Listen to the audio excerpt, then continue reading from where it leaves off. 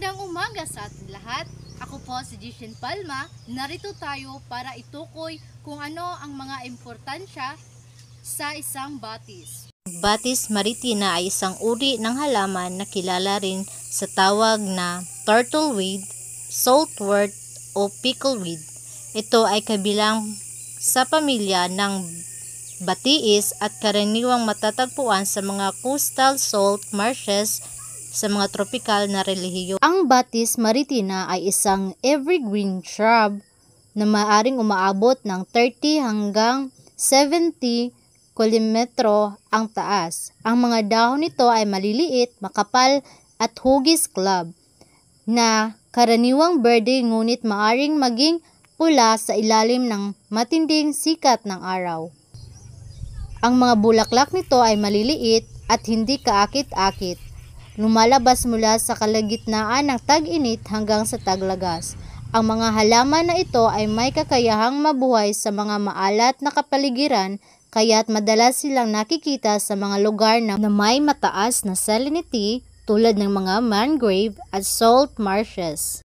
Ang batis ay may mga tradisyonal na gamot sa medisina tulad ng paggamit ng mga ugat at dahon nito bilang pagkain. Sa mga katutubong komunidad, ang mga bahagi ng halaman ay kinakain bilang sariwang gulay o pinipigang upang gawing inumin.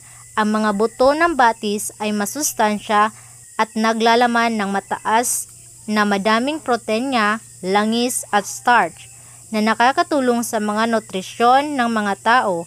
Ang langis mula sa mga buto ay katulad ng safflower oil na ginagamit sa mga pagluluto at paggawa ng mga dressing.